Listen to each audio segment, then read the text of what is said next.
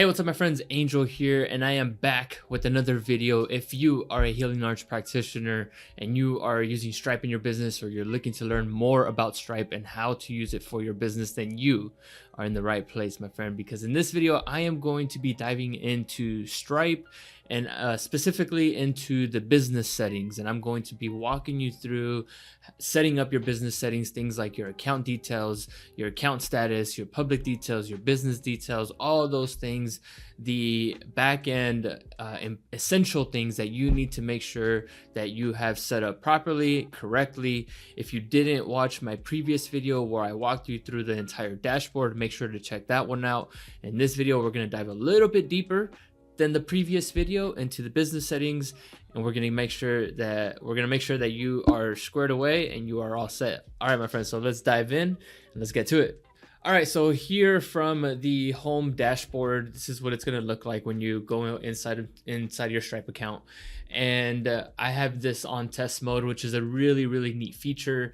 You can toggle this test mode on and off if you want to start to play with it. If you just want to start to figure out how to configure your Stripe account and how to create maybe a product, a test customer, a test invoice, all those different things, you can toggle on this test mode feature and do all those things so that you're not having to do that live in your actual live account. All right, so that's a really cool thing that you definitely want to make sure to leverage. So I have this one on right now. The first thing that we're going to do is we're going to dive into our settings, which you can find that gear button over at the top right corner. And we're going to go ahead and click on that and go into our settings. And so it's going to bring you to this window here. And if we scroll down at the bottom, we're going to see business settings. And just about every single one of these links right here, you want to make sure that you go through these links and you go through each individual one and you make sure that everything is accurate. If you need to update or change anything, this is where you are going to find that information. And so the first one that we're going to dive into is the account details. So inside of the account details, I'm going to go ahead and turn off my test mode because it's not going to show me my actual account details. But in your account details, you're going to find your account name, your business address, your phone number, and your time zone. Again, you want to make sure that you have these things as accurate as possible so that Stripe doesn't give you any problems. The other thing that you can also do from here is if you ever decided to close this account, you can go ahead and do that right here and basically close out the account if you're no longer going to use it. All right, so settings, we go back into our settings menu, and we're gonna go down into account status. Now this is if like Stripe, for whatever reason, says something is wrong with your account, or maybe they are withholding some funds or something, right? Because for whatever reason you were flagged and marked as a not legitimate account. This is where you'll find that. You'll find any disputes from here. We actually had Stripe reach out to us to confirm our website. And so what we had to do is basically show them our booking software where people actually go to purchase our services. We're as a studio, our customers rent out our space, and so they wanted proof of that, and we needed to provide that information to them. And you'll see that information here. You'll see the progress information submitted, in review, and then completed. We were good to go according to Stripe, and so hopefully nothing crazy.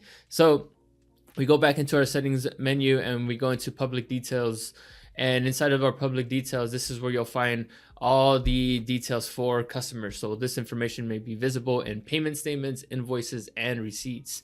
The public business name, obviously you're going to make sure you have that as accurate as possible. Your statement descriptor, this is really cool because this is, and you want to make sure that you have something that does identify you well, okay? Because what you don't want is for this charge to come up on your customer's bank statement and then them not recognize it and then go and dispute it, not knowing that it was your charge. Okay, and so you want to avoid that because you want to avoid disputes at any cost or at any time. No matter what, you want to make sure that you avoid disputes. So this one is important. Make sure that you do input something here for your business that is recognizable from your customer. And then the shortened descriptor, this is just a shortened version, because all we're doing is our customers are are renting out our space, this is a clear descriptor for us for what our customers are coming to us for. The customer support number, you want to make sure you input. If you don't have a secondary phone number like a Google business number, or sorry, a Google Voice number, or maybe if you're using something like CallRail or something like that, this number right here is then going to be your primary phone number. And again, you want to make sure that that's accurate. You can decide here if whether or not you want to show the number on your receipts and invoices. The customer support address, this is going to be your business address. You want to make sure you put that in there. Customer support email and your customer support URL if you have one. All right. And then down here, down below, this is where you'll make sure to input your business website. If you don't have a website, this is where you can put a social media link or a LinkedIn URL inside of here. If you're, and you can move forward with that. And if Stripe says anything otherwise, that they want some other sort of link, they'll reach out to you just like they did to us. And for us, it was just a matter of providing them with our booking link. All right, so then your privacy policy URL and then your terms of service. This is most likely if you already have a website. If you have an actual website and you went ahead and also purchased a privacy policy and your terms of service, which is highly important for your business, which you want to make sure that you do that. You do take care of that when you do get your website. But you can provide that in here. Again, all this information right here, the more that you're able to complete, the more legitimate that you are and that you look from Stripe's perspective, okay? And you want to make sure to cover that. All right, so let's go back to our settings menu, and I think we just went into our business details.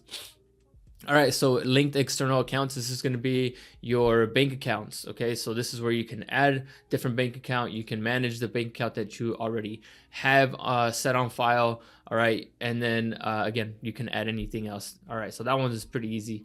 You can go back and update that information whenever you need to. So let's go back over here. And now our tax details. Okay, so right here, this is also important. If when you set up your account, you use your social security number. Very important to be able to have a TIN number or an EIN number. Most likely it's going to be an EIN number that you are going to be given, and make sure to have that. That's, one of the basic steps to creating your business is to make sure that you set up an LLC. And when you set up your LLC, that's when then you can register for your EIN number, which is crucial, my friends. You want to make sure that you do that. That is so important for your business. First step to anything when you're starting a business or you're beginning to receive any sort of money from any of your services, you want to make sure that you start to separate your social security number, your own personal self, and protect your own personal self so that everything falls under that EIN number and nothing is going to come back to your personal finances. Okay. And, IRS, you don't want them coming after you. All right. You don't want them to send out their goons. So, yes, that is super important. This is where you would input that. We've already verified ours. And so, very important. Make sure to do that. Let's go back over to our settings menu, and then branding. This is important. We already have this set up right here. You make sure that you set up your icon and your logo. Chances are this is going to be the same thing here. You can see how it displays upon the different views here. So for our email receipts, I went ahead and put my brand color as black, and that's going to show up here at the top. And then your accent color should be the button down here at the bottom. So for email receipts, this is what that will look like. And then your logo, where that will display. I did go ahead and select the use logo instead of icon. So you'll see that displayed around. You'll see a little one right there, black on top, and then the purple down at the bottom. For your customer portal, this is what that will look like. Your invoices. And then if you ever set this up for your clients, which I think this is really cool. We've never used this for ourselves, but if this is something that you want to verify people's identity, you are able to do that via Stripe. I think that is a really cool feature right there. All right, so if we go back over to our settings menu, custom domains. Okay, so this is definitely one of the things that I highly recommend is to purchase your own custom domain for your business. It costs you $15. If you haven't watched that video, make sure to check out that video, because I go deep into why it's important for you as a healing arts practitioner to purchase a custom domain.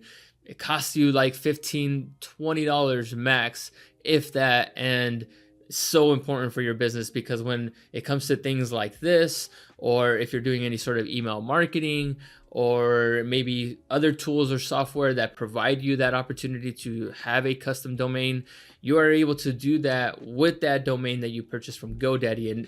And again, this kind of provides some extra layer of security and protection for your account, so that Stripe knows that you're a legit business.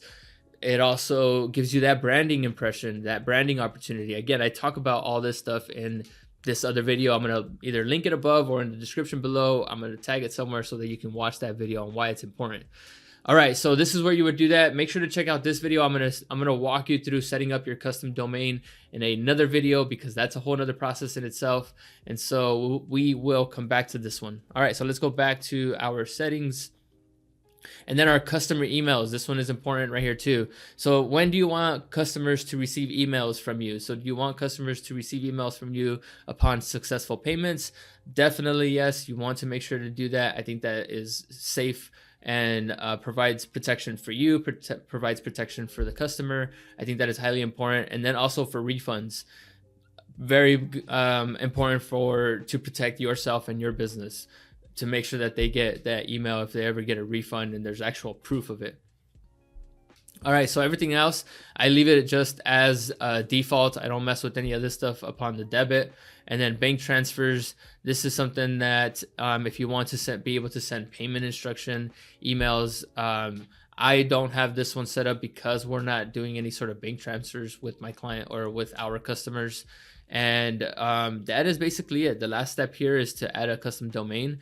But again, I'm going to walk you through that process in a whole another video. All right, my friends, so that wraps it up for this video. We dove into the business settings. Make sure to, if you didn't already, as you were watching this video, make sure to set all that stuff up. Make sure to have everything as accurate as possible. And oh, another pro tip that I highly, highly recommend, when it asks you for your bank details, you want to, if this is okay, if you don't already have it this way, but you want to be able to have separate bank accounts. You want to be able to separate your personal account from a business account, whether that can live within the same bank within Wells Fargo. Let's just say Wells Fargo, for example, you can have a personal account and you can have a business account. So I highly recommend, if you haven't already, go to your bank, open up a business account, or find something else that works for you where you house all of your business finances. You don't want that money to mix. All right. So